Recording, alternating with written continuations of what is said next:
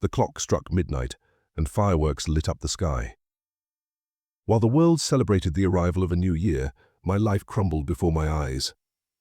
My wife walked out the door, leaving me alone with our 3 daughters. Years later, when she saw what we had become, her shame was undeniable. The aroma of freshly baked cookies wafted through the small but cozy kitchen.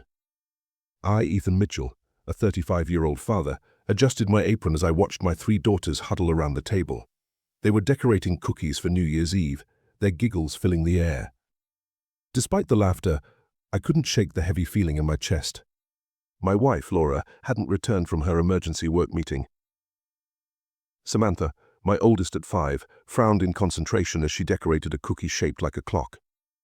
Lily, 3, laughed as she smeared frosting on her nose, while little Emily, just 1, clapped her hands and babbled, oblivious to the chaos.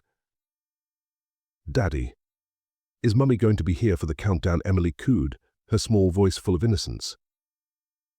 I swallowed the lump in my throat. "Of course, sweetheart," I said, forcing a smile. But deep down, I knew something was wrong. As the hours ticked by, Laura didn't return. I called her phone repeatedly, but each attempt went straight to voicemail. Midnight approached, and the girls began to worry. Samantha, always the perceptive one, cornered me in the kitchen. "Dad, is something wrong?" she asked, her voice trembling. Before I could answer, I noticed an envelope sitting on the mantel. My hands shook as I opened it. "Ethan, I can't do this anymore. I need to find myself. I'm leaving with someone who makes me feel alive. Take care of the girls. Laura." The words blurred as tears filled my eyes. My world collapsed, but the sound of Lily's laughter reminded me I didn't have the luxury to fall apart. "Girls," I said, choking back my emotions, "how about we watch a movie together and wait for Mummy to call?" They cheered, unaware of the storm brewing in my heart. The weeks that followed were a blur of sleepless nights and endless responsibilities. I'd gone from a supportive husband to a full-time single dad overnight. Mornings were chaotic, filled with spilled cereal, forgotten homework, and tantrums. Nights were lonelier than I ever imagined. Each day felt like a marathon as I juggled work, meals, and bedtime stories. One evening, Samantha confronted me. "Why did Mom leave?" she asked bluntly. "I don't know," Sam, I admitted, tears threatening to spill. "But I promise you, I'm here for you and your sisters. We'll figure this out together." Her small arms wrapped around me, and for the first time in weeks I felt like I wasn't entirely alone. Even Emily, though too young to understand, sensed the change. She clung to me constantly, her tiny hands reaching for reassurance. Lily, once carefree, grew quieter, her laughter less frequent. Samantha, mature beyond her years, tried to fill the gap Laura had left, helping with her sisters and even attempting to cook. One particularly tough morning, the girls were fussing over breakfast when the toast burned, setting off the smoke alarm. Emily burst into tears, Lily stomped her feet, and Samantha stared at me with a mix of frustration and pity. "Daddy," she said, handing me the fire extinguisher, "maybe we need some help." I laughed despite myself, realizing she was right. This wasn't a job I could do alone. I often thought about the years leading up to that New Year's Eve. Laura and I had once been madly in love. I remembered our wedding day, her laugh echoing as I struggled to cut the cake. I thought about the day Samantha was born, how Laura held her and cried tears of joy. We dreamed of a big family, of raising our kids together in a home filled with love. But somewhere along the way, we drifted apart. My long hours at work, her growing discontent, we stopped being a team. The tension between us grew, subtle at first, then unavoidable.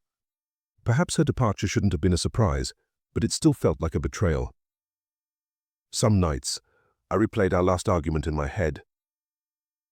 "You're never here, Ethan. You're married to your job." "Not me," she had shouted, her voice breaking. "I'm doing this for us. For the kids," I had countered. But even as I said the words, I knew they weren't enough. Other memories, happier ones, crept in too. Lazy Sunday mornings when we made pancakes as a family. Laura's silly dances in the kitchen to make the girls laugh. The way she'd hum lullabies to Emily at night.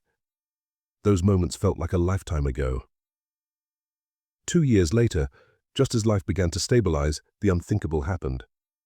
Lily was hit by a car while playing near the driveway. The accident left her with a broken leg and months of physical therapy. Seeing her in pain broke me in ways I didn't think were possible.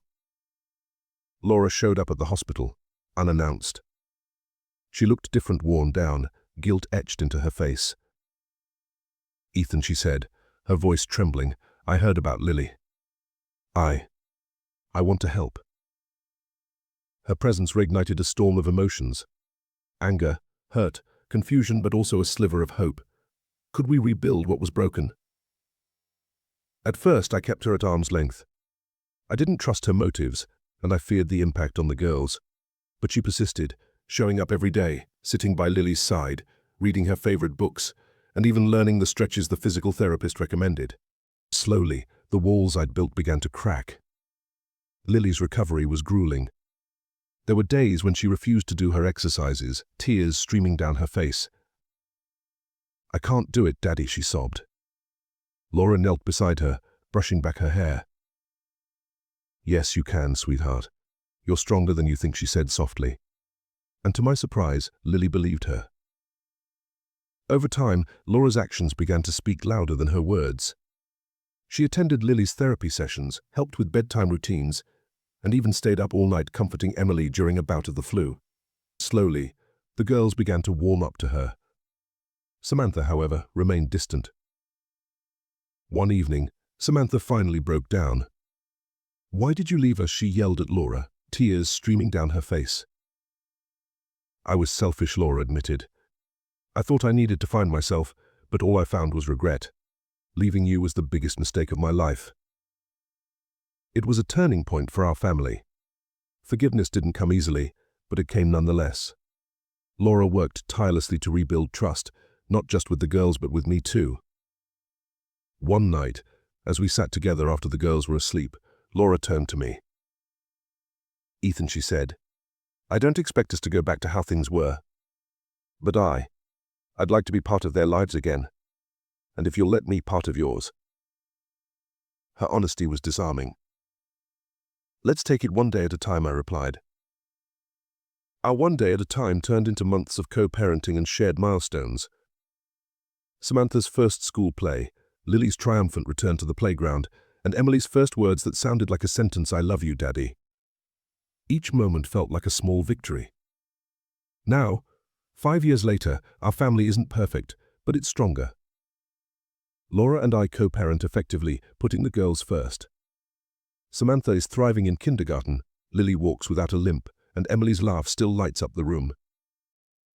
On this New Year's Eve, as we gather around the table, I can't help but feel grateful. The fireworks outside remind me of that night Laura left, but now they symbolize something new: hope, growth, and the power of family. As Laura looks at our daughters with tears in her eyes, I see her shame, but also her pride.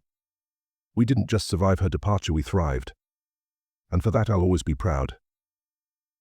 Laura lifts her glass and smiles at me. "To new beginnings," she says. "To family," I reply, and the girls cheer. The fireworks outside light up the sky, and for the first time in years, the future feels bright.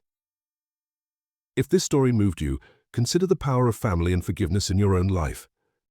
Share this video with someone who needs a reminder that hope and second chances can change everything. Don't forget to like, comment, and subscribe for more inspiring stories that touch the heart. Together, let's spread positivity and hope to as many people as we can.